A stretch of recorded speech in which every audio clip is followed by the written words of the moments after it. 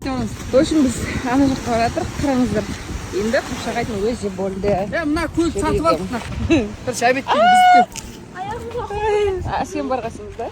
Төртеуміз шамамен жаныңыз келеді.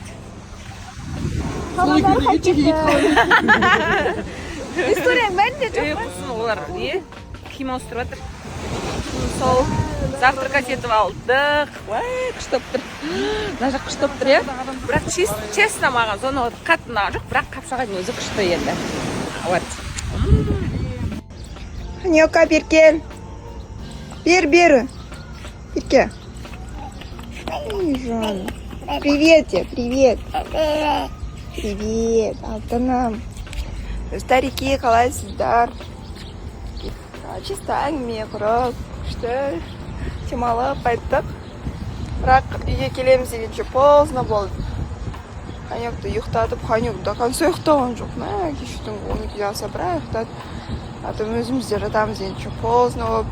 И қазір ұйқым келіп тұр. Ханёк тұрмаса, наверное, одан да дольше ұйықтар ма едім. Иә. Ханёктың өзі қатты ерте тұрған жоқ. Сонымен қараса үйде нан жоқ, молоко жоқ. Нан, молоко.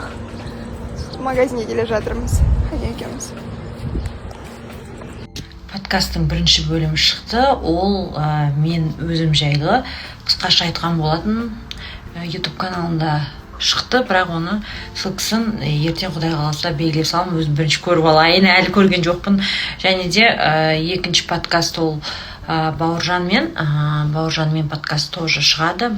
Оны да тоже салатын боламын. Енді бүгін подкасттарды алдын ала түсіп дайындап қояйын дегем, соған съемкаға кетіп бара жатырмын. Және де кім деп ойлайсыздар? Тапқан адамға сыйлығым бар. Кім деп ойлайсыздар подкастқа келетін? Жалпы өзім жүрегіме жақын жандардың барлығын шақырып жатырмын. Рухани жағынан жоғары әңгімесі, яғни дұрыс әңгімесі өте көп, жастарға берер үлгі өнеге, тәрбиесі көп, айтар сөзі бар тұлғаларды шақырып жатырмын.